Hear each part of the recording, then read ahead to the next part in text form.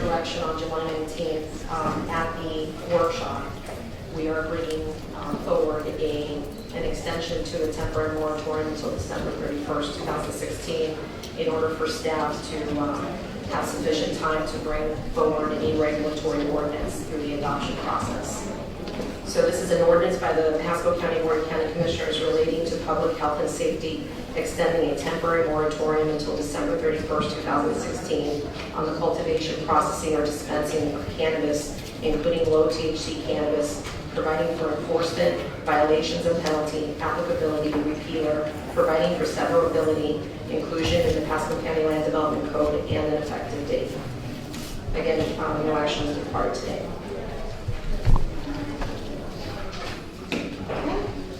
Board members, this is a public hearing, but we'll take it to the board first. All right, I have numerous people who have signed up for P5. The first person I have is Chase Daniels.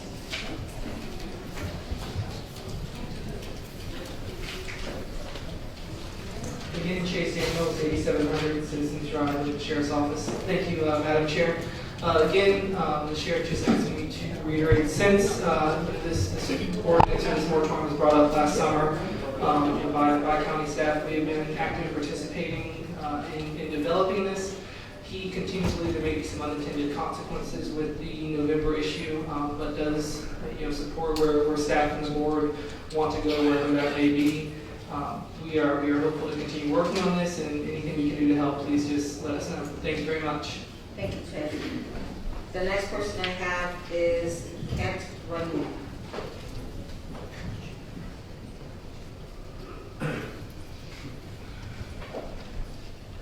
Good afternoon, Kent Runyon with Novus Medical Detox Center, 9270 Royal Palm Avenue, Newport Richey.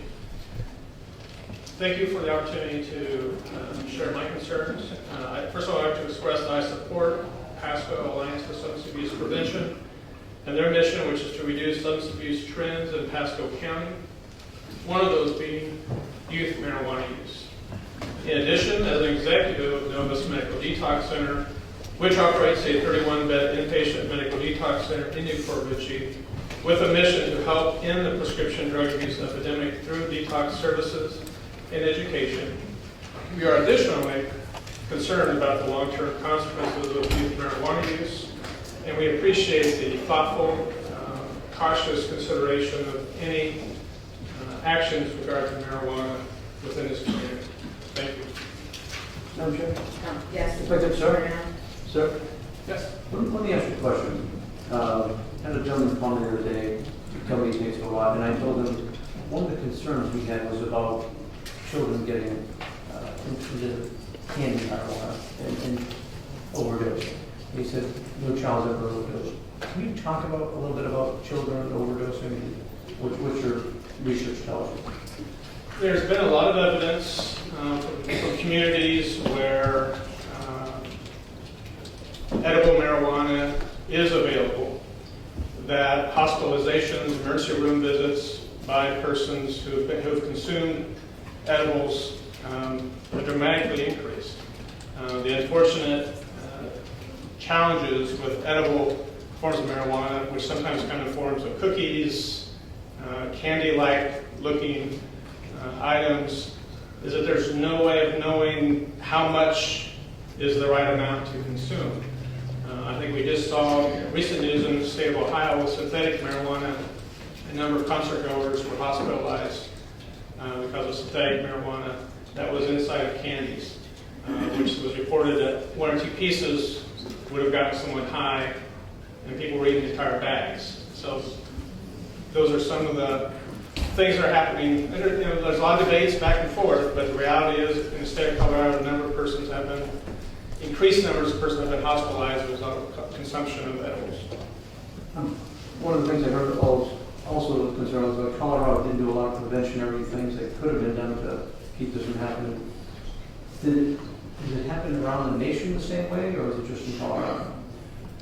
I can't communicate that I'm an expert nationwide as to what has happened, but I can tell you anecdotally, I was just recently in the Seattle area, and one thing that caught my attention was a large billboard in the Skagit Valley, driving into the Seattle area, that said "Loving Farms Marijuana" in large print.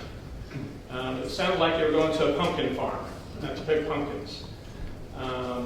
I would be concerned as a parent if I lived in that community, having my children, my teens, every day driving by a billboard that said "Loving Farms Marijuana" with a heart in marijuana, which is that the message is that the message we want for our youth and our children, associating marijuana with, like it's a good, something to embrace, something that's harmless. So I think there are some examples out there with marketing and with some of the corporate actions within the marijuana industry that should be of great concern to communities and to parents. Thank you. Thank you. Next is Sheila Neese. Hi, I'm Sheila Neese. My address is 7809 Massachusetts, Virgin 34653. And I am the co-chair of the Marijuana Task Force with the Alliance for Substance Abuse Prevention. And ASAP's mission is to reduce substance abuse. The trends in Pasco County, you guys are familiar with the history of some of the substance abuse trends we've had. And one of those is marijuana use, specific to our youth population. We're happy to provide resources to support your efforts as you address the concerns surrounding youth marijuana use and impaired driving. Take any questions? Okay. Thank you. Monica Rousseau.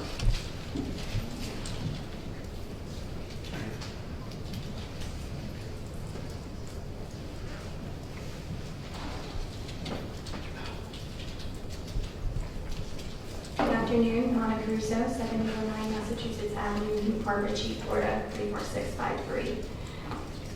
So hello to all of you who don't know me. My name is Monica Russo. I coordinate the Alliance for Substance Abuse Prevention, a community coalition composed of parents, youth, health professionals, law enforcement, state leaders, community leaders, media, civic and volunteer groups, and state agencies. As a coalition, we gather regularly to compose county-wide plans that reduce risk for the onset of substance use disorders and the consequences that accompany them. In the past, we have worked with county commissioners, state lawmakers, and law enforcement to tackle important issues related to spice, pill mills, and babies born addicted to opioids. For those of you who worked on such policies and initiatives, you know how complicated drug policy can be. Considerations like access, the strong influence of marketing, and safety protocols are just a few themes that must be thoroughly analyzed and addressed to protect youth in the county. I'd therefore like to express my appreciation for the caution that the OCC is collectively demonstrating as you carefully consider solutions to the complicated topic of marijuana. I'd also like to express my appreciation that you all continue to prioritize public health in the policies you contemplate.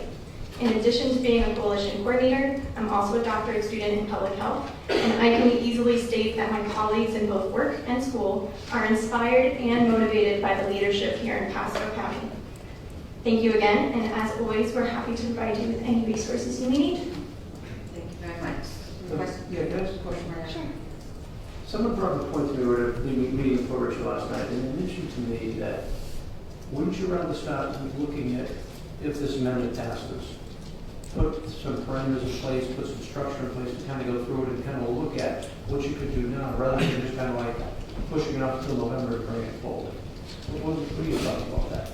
So our job is really not to lobby for really anything, but to provide our decision makers with solutions to problems that they see or foresee. So those are discussions, we can have. We can provide resources for that. But again, we appreciate the current moratorium extension decision. I don't know, did you have a follow-up question? It's just like I'm looking for a solution. I'm looking for something to help those that are going to want to have it. I want to be ready if it does come to fruition. I want to be in play to go. I just don't want to kind of wait to the end. If there's an opportunity to actually look at something now to prevent the Colorado from happening. Yes, so I mean, and I believe the question was posed to Kent, you know, what are other communities doing around the country? And they all have their own different medley of policies. So it's kind of a fortunate situation for us because we can see who did the worst job, who did the best job, and if that's something our state decides to embrace, we can therefore look at those policies and work collectively to see what we can do at the local level. All right, next up I have Travis Moorhead.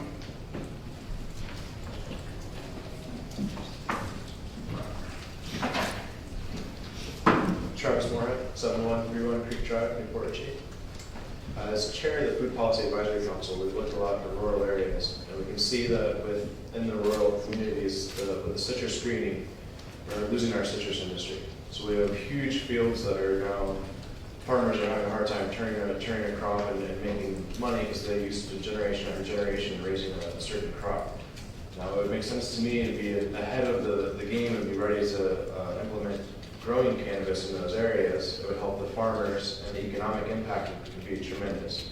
I mean, the numbers don't lie. In Colorado, the amount of money they're bringing in with having marijuana legal there. And I appreciate you guys taking the time to really analyze this and, you know, have the most intelligent decision when you guys do release something. But at the same time, I'd hate to see Pasco County be behind all the other counties in the state when this does pass, and then not have that game plan already set up to go forward and be able to start making that income locally.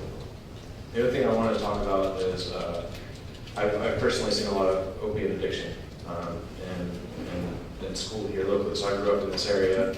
I saw a lot of people go down a really bad path. I actually went off to the Air Force, and when I came back, I saw a lot of people addicted to pills. Now, it was very easy for them to get. Somebody pretended they had a back pain, they'd go to a doctor, and they'd prescribe this medication.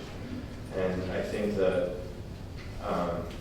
it's possible that the same thing could happen with marijuana, sure. But I think that with cannabis, it's not nearly as addictive as the opioids. You see the people on opioids, and they are highly addicted to it. They have a hard time getting off of it. It's addicted. It's destroying the kidneys. Cannabis is a medicine. It really does help, but it doesn't have the addictive states. I don't drink. I don't smoke. I don't do anything. I don't partake in any of those things. But there was a time when I did. I was a young guy. Of course, I participated in all those things. Cannabis was the easiest thing for me to give up. There's no addictive properties to it like the other things. So I find that it's probably one of the least dangerous things that you can possibly allow compared to the other things. And that's all I really got. But thank you. I appreciate you guys. All right, thank you, Travis. After Travis, I have Greg. I can't understand why. Smithwood. Smith.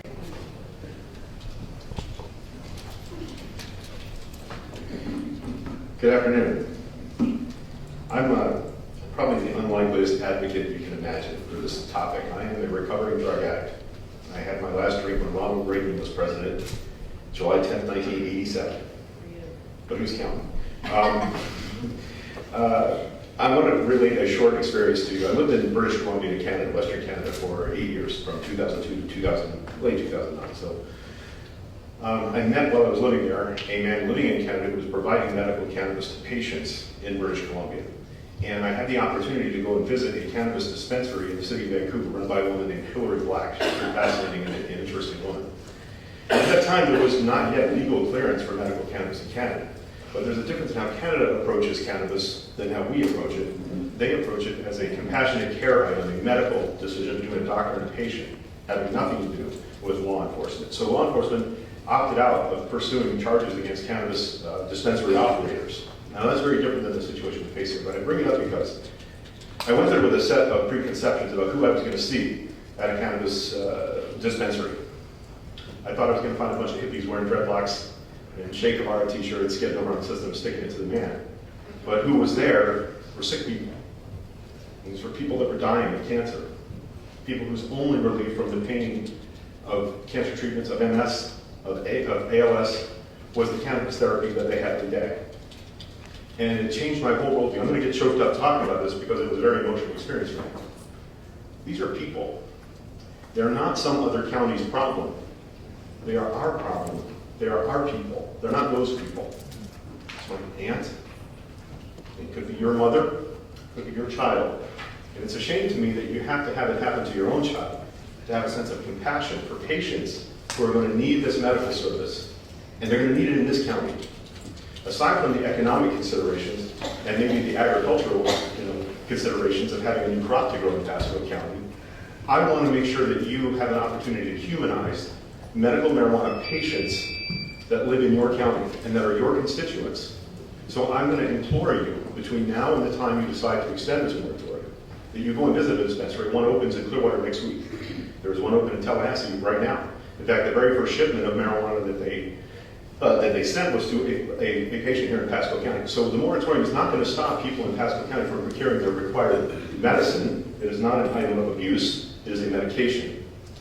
They're going to get it from other counties, and it's going to be delivered here in big trucks that say medical cannabis down the side. So none of the things you think are going to happen by forbidding dispensaries are going to happen. Patients are still going to get their medicine. We're just not going to have a framework for understanding the impact of that in this county.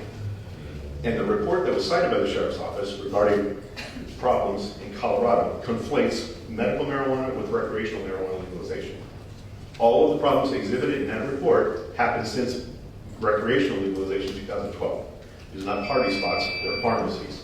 I implore you, go visit the patients, go visit the dispensary, see for yourselves who's there. It's sick people, it's not party animals. Thank you.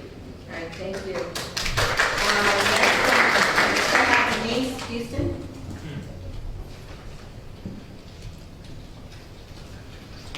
Hello, I'm Denise Houston, 5619 Virginia Avenue, Department Chief, and I am a cancer survivor.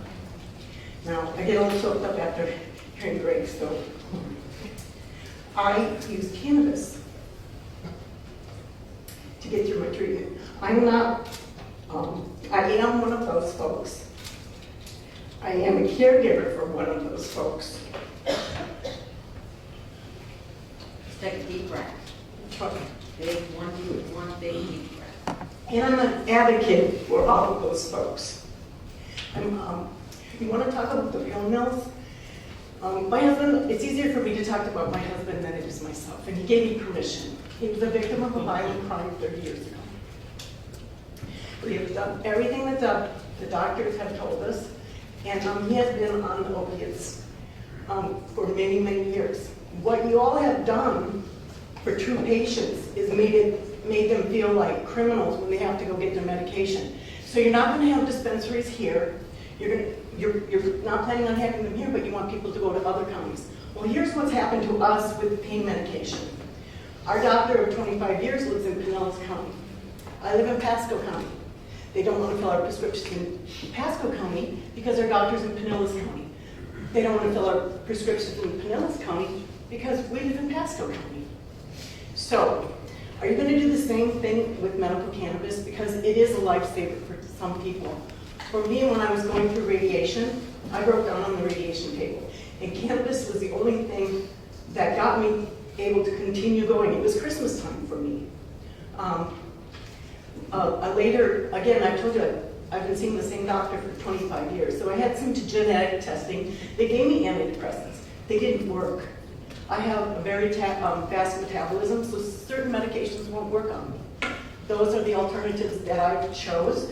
I think it should be between me and my doctor. Thank you. Okay, that's the last person I have signed up. No, I was on there. There's on that sheet. I was on there. Michelle Flood is the first person that signed. It was on this morning sheet. Oh, it's a morning sheet. Sorry, we passed that. It's okay.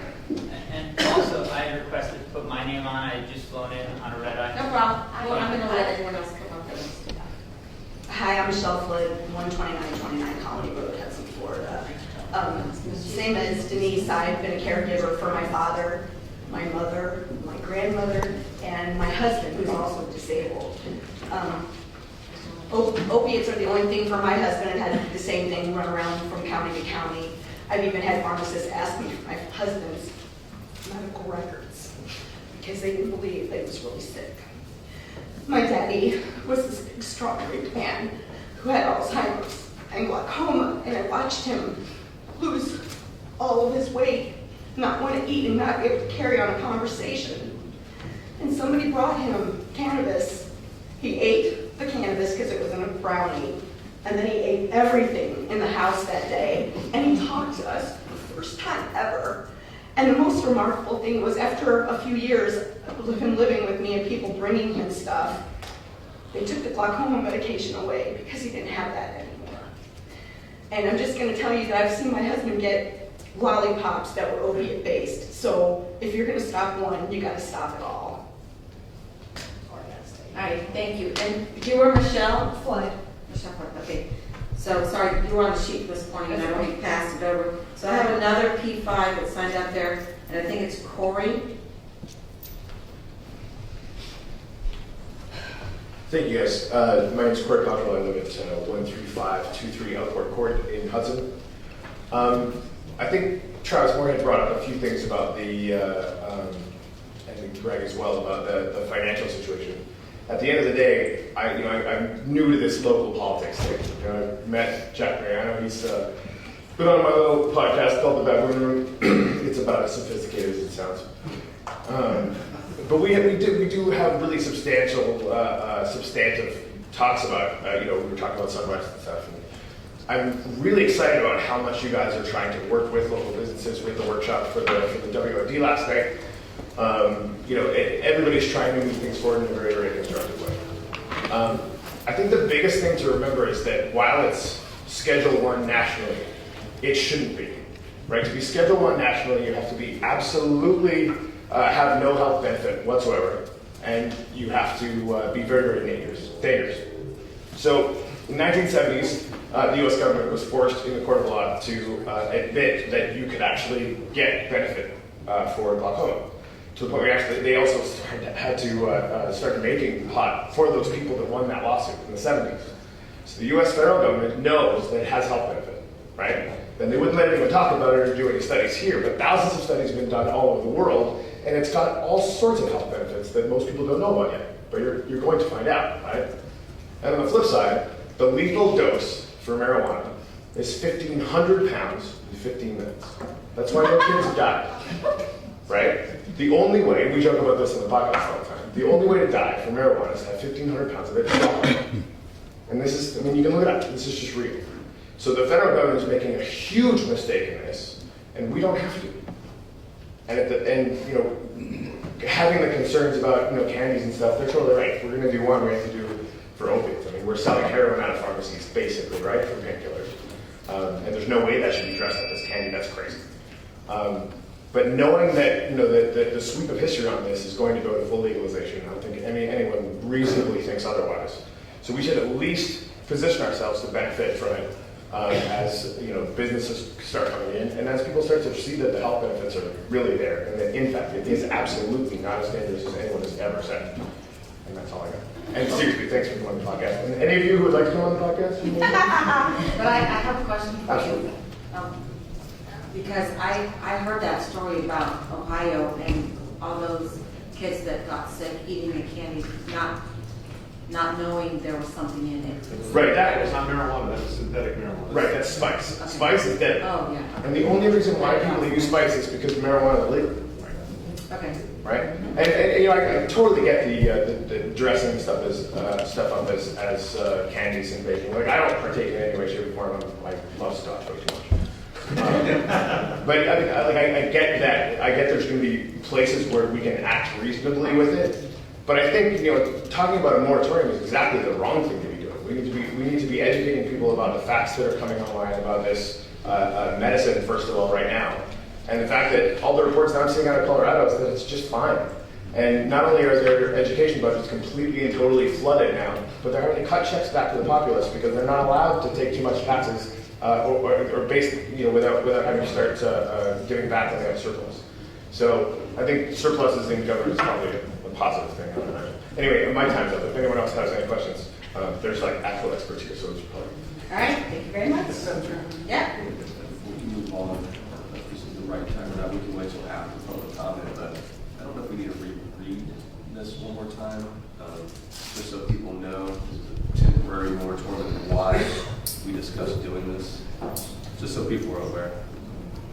Madam Chairman. Yep, go ahead. Members of the board, this is an extension, as Mr. Hernandez said at the start of this is an extension of an existing moratorium to to be able to put land development code regulations in and/or police power regulations under code of ordinances in place before it begins in Pasco County. It is not, as I've said to this board on numerous occasions, you can't keep continuing a moratorium just to keep it out. This is a device that you use in a land use setting to allow you to be able to deal with a new use which hasn't previously been an issue in Pasco County at all. And so that's the purpose of this. In theory, it should have been completed by September. We asked the board in July to allow us some additional time until the close of business, or until the end of this year. And that's what this short extension of the moratorium is all about. Thank you. Okay, that is the, no, Denise. We got a gentleman over here. Yes, I know. And I already called Denise Houston, so I haven't taken her off. Okay, so anyone else wish to speak? I know that Garyn does, and then you can. And how many more wish to speak? Can you raise your hands? Okay, why don't we line up down the middle here, and Garyn, come on up.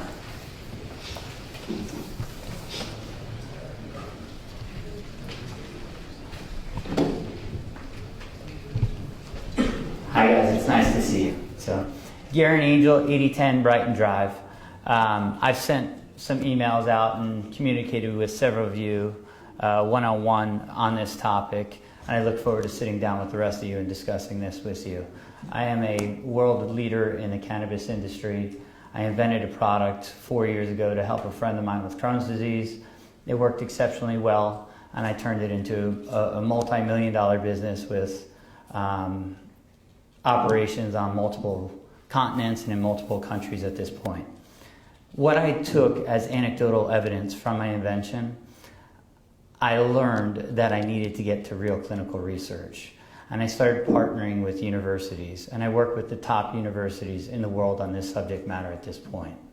And what I see happening is, essentially, as the county attorney just mentioned, this moratorium was built for you guys to have an opportunity to put infrastructure in place to allow this industry to exist. And it didn't get done in a timely manner, but extending that moratorium is only going to hurt Pasco. It's going to hurt our patients. It's going to hurt our local businessmen. And it doesn't do any good. What we need to do is have roundtable discussions. Let's sit down. I'm your friend, a great ally and a great resource. I'll bring in Nobel Prize scientists. I'll bring in the top universities. And I'll bring in science that'll help people.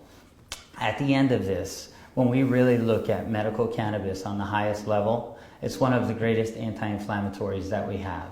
And if you understand disease and public health, you understand that inflammation is the root of most disease, specifically in the gut.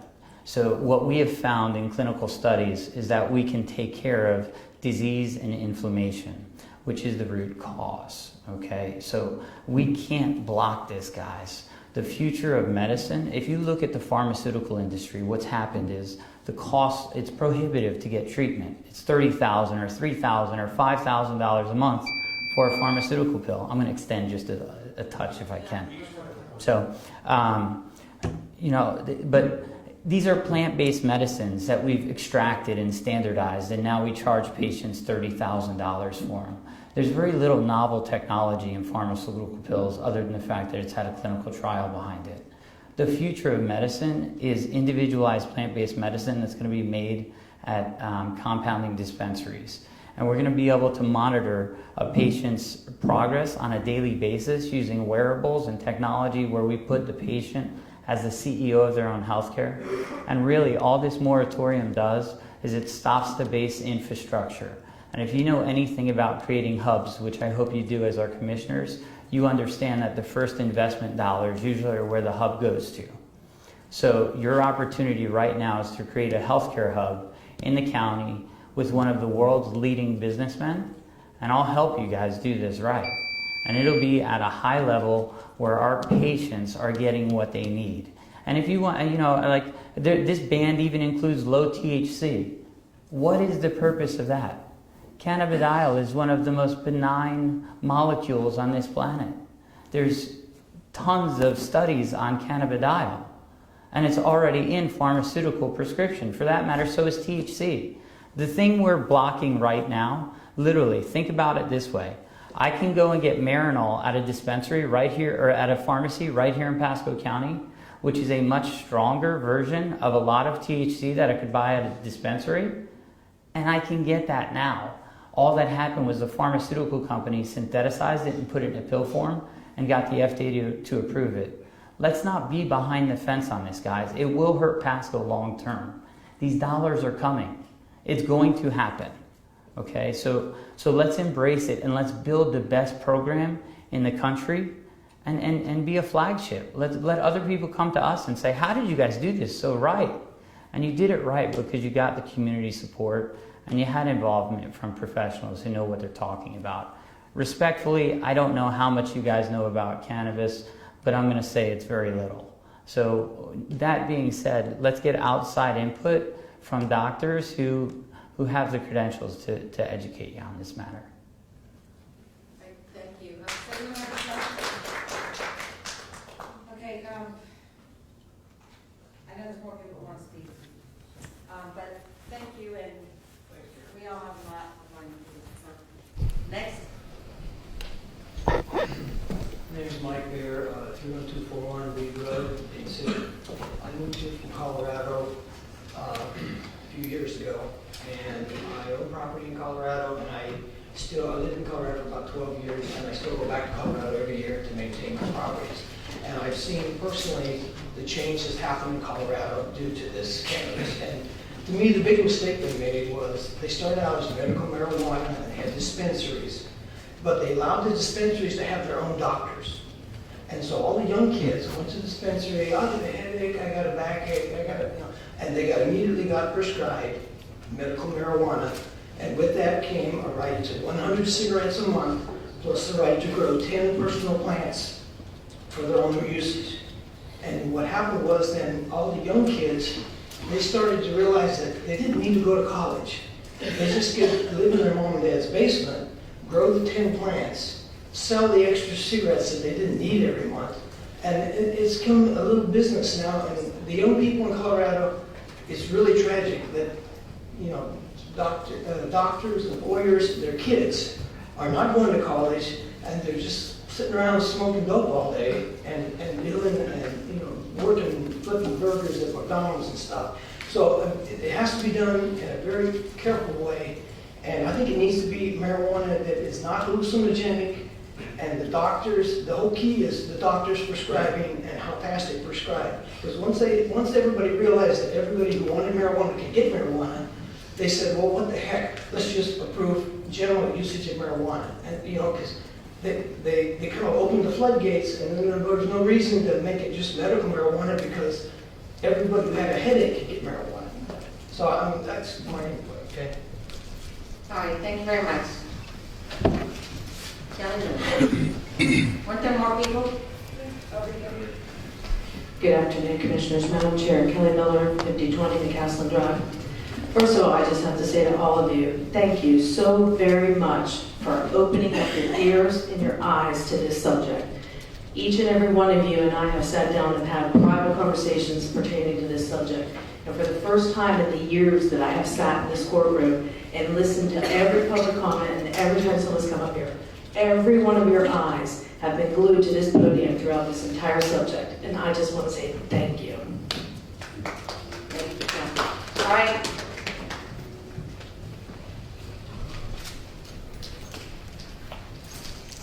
Hi, my name is Jamie Howe, 3661 Roosevelt Garden for Richie. I'm 33 years old. I have my bachelor's degree in psychology. I worked in the mental health field for over 5 years.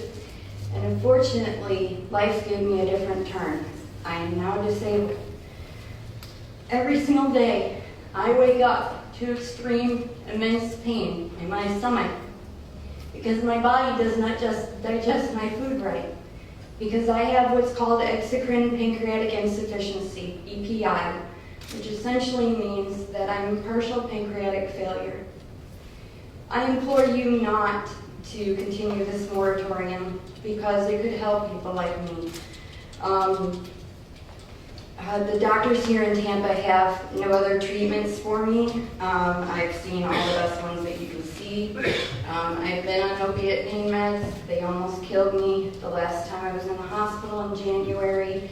They gave them to me and the side effects almost killed me. I had 3 bowel blockages and 2 NG tubes that I had to suffer through. It was probably the most traumatic experience of my life. And that is only the beginning, because that was my 6th abdominal surgery in 7 years, if you can begin to imagine that. But as I started to read more about cannabis, because I was looking for alternative therapies, I was really, really shocked. It's not the bad drug that the government keeps telling you it is. In fact, they've been telling that to us for 80 plus years. The research that I found was from credible medical journals, websites ending in .org, websites ending in .edu. These are educational medical journals. And I was shocked to find that there was also not one single overdose attributed to marijuana usage. There are overdoses in the way that people can take too many edibles, as you guys were talking about. But I think about it this way. A child could take Tylenol and they could actually die from that. The good thing about cannabis is if they have an overdose, they go to the hospital, they sleep it off, and they're okay, they don't die. Unfortunately, with opiates and other medications, that's not the case. But I implore you to think about people like me that live in your county and that are looking forward to this medicine being passed, so I don't have to be in excruciating pain every day. Thank you.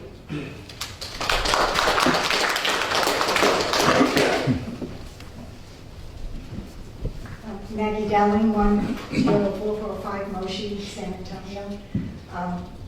I just want to reiterate the nobody's mentioned the tax revenues of this Colorado and Washington State are getting. And anybody who's had a sick friend who's used, I had a friend who died of MS and had one with ALS, and I can't imagine those last days without marijuana and the morphine. Nothing else worked except that, and yes, it did help her eat. But what I wanted to come up here for was that I've been working with alcohol. I have no professional degree in this subject, but I've been recovering for over 30 years, and every day I work with addicts, and I go to prisons, and any prison I've gone to, I've never met anybody in there who's there because their crime was caused by smoking too much marijuana. And I've never seen any evidence that it was a gateway drug. And yes, maybe there's teenagers in someone's basement, but some of the most accomplished people I work with smoke, and I just haven't seen some of the professionals that talk. That just hasn't been my experience, and all I can bring or offer to the commission today is just that my experience, and it is done. It's done. That's all I wanted to say. Is thank you. Thank you. Is there anyone else that wishes to speak to the board? All right.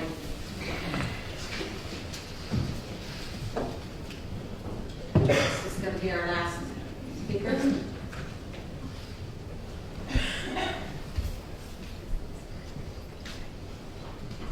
Andrea Johnson, Dade City, and I had not address, please.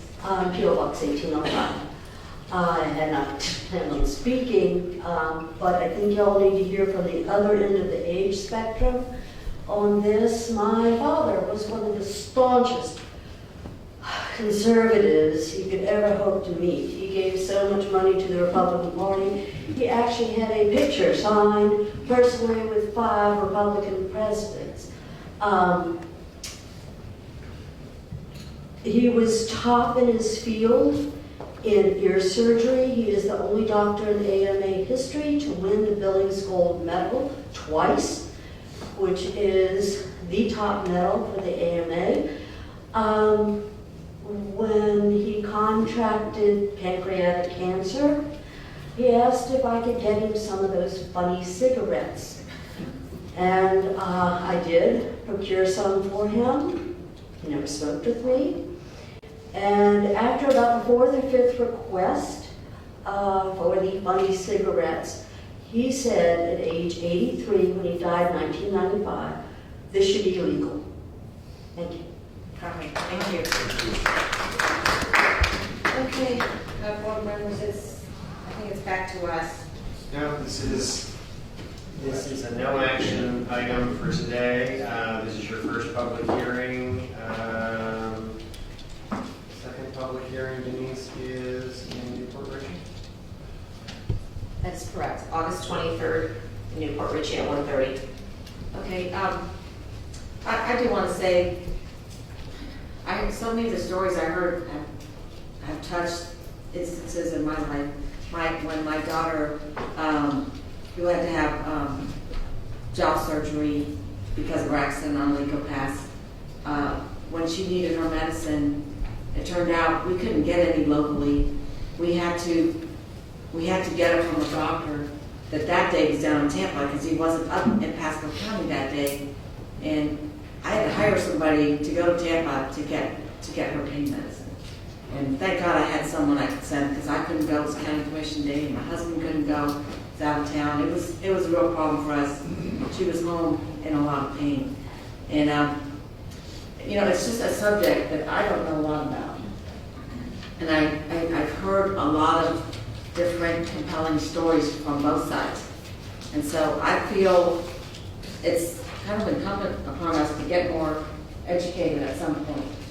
And so whatever happens with this ordinance, I think we need to think about having some kind of workshop where we can get a little more knowledgeable about what we're doing. So those are my thoughts. Yes. If I could, I know, when this first came up at the workshop we had for a half hour, pretty much, we got educated a little bit, but just a little bit. And this is personal to me. I've got friends, or I got a friend right now has stage 3 cancer. In his stomach lining, the only thing he can do to help him is smoke marijuana. He honestly shouldn't be able to do that illegally, but he is because he needs it. It's been in the news for years. Here we are, it's in front of us. We need to be educated. I agree with Chairman Stark. We need to do a workshop to spend much more time getting educated sooner than later. Mr. Angel needs to be involved as well as whoever we can get to come down, the experts, we can listen to them, as well as Chase and the Sheriff's Office. We owe it to the residents to get and make a very, very, very educated decision here. It's not an easy decision, but we owe it to the residents. So I agree with you. It needs to be done sooner than later, so we can't wait till November to get this done. And on the other side, I have a family member who is addicted to drugs. So I'm seeing all sides of this. I don't feel I'm educated enough to make a really educated decision. But go ahead, Commissioner Marianne. Thank you, Madam Chair. I'd say in the past week, I got a lot of information across the board, social media alerts, and I think it's critical to get more information and get it fast. Garyn, anyone else, in all sides, the Sheriff's Department, the monitor, etc. Let's get as much information as we can. I want that gentleman from Colorado that talked about some things that actually we need to look at preventing. I want to go down the Colorado Road, so I want to try to make this as best we can, and it's going to take a lot more information, and I think we need to do it sooner as opposed to later as well, because my feeling is this is going to pass. I think if we set ourselves up quickly, put ourselves in a position to make a good decision, and set up the precautions we want to set up at the same time, at least we're showing the way that we're looking at. And I appreciate what Mr. Angel was saying about the monetary side of it. That's not what would be driving me. What's driving my decision making is compassion for my residents. Also, I have a concern about what we heard about the crime rate. So I'm trying to keep the money part out of it. Anyway. Real quick, like I said, if you read the paper this morning, there was an article about the gentleman that's medical marijuana. It's a good article. And it talked about his need. It's just ironic that the first person to get it is in Hudson, Florida. So the needs here, and do we sit around and wait for the cities to do it because the cities are going to be doing it, or other counties? So I hope that we'll all be open-minded and work together and get educated together and make the decision. Okay, so there's no action today, but we'll have another hearing in Newport Richie. What was the date? August 23rd. August 23rd. Again, if this moratorium goes into place, we're extending it for how long? Until December 31st. To December 31st. So we have time to get more educated in that time. Can we talk about a workshop? I know we've got 2 budget workshops. I don't think they're going to take all that time. We can fit this in, one of them in September. So Commissioners, on August 16th is your next workshop, and under old business, I was going to tell you that we really don't have anything to present. I'm not sure that a fully educational workshop on this matter could be put together in a week. I doubt it. No, right, exactly. I had also planned to talk with you about the fact that in September you are, the only thing that we're currently talking about for the September 20th workshop in Newport Richey is to potentially do the federal lobbyist interviews. Now, when I was coordinating with your assistants, that there was not a unison decision on that, so we need to have some conversation on that. But it is possible that we could do those 2 subjects on September if you wanted to. In October, we hope to give you an update on stormwater, and in November, we hope to talk about utilities issues, but we could certainly schedule a separate workshop and or bounce stuff around. So I am open to the board's pleasure in terms of what you would like to schedule. And I'm going to get from the clerk some of the people that spoke today. I don't have contact information. I'm certainly not a subject matter expert on this. So we will definitely need to get some additional folks in here to help us with this. Yeah, I think we need to just do a little homework and speak to people who can tell us who we should have. I think Mr. Angel may be an expert, but I don't know anyone else. Maybe Sheriff has someone he wants to bring in. But let staff work on finding out who we should have here, and then And maybe their schedule availability. I don't think we should rush into a workshop and not do it right. I agree. And if they can get it done by September 20th, I think it. I don't know. But again, you staff So I can would talk ask here.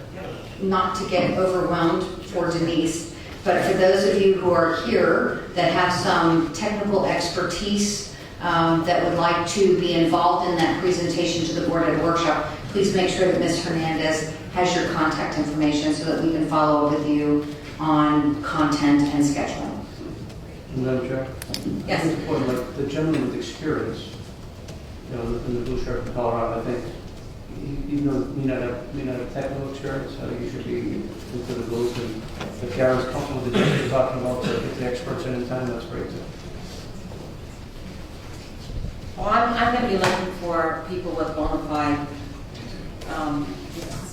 fide professional or medical experience. So you don't have someone who's been experienced as far as like being in Colorado, that's... I don't mind anecdotal comments like that, but I think we need to have professional, credible. Professional, but I mean, someone like that in this respect, how they could be helpful. Yeah. Okay, what are we doing today? P7.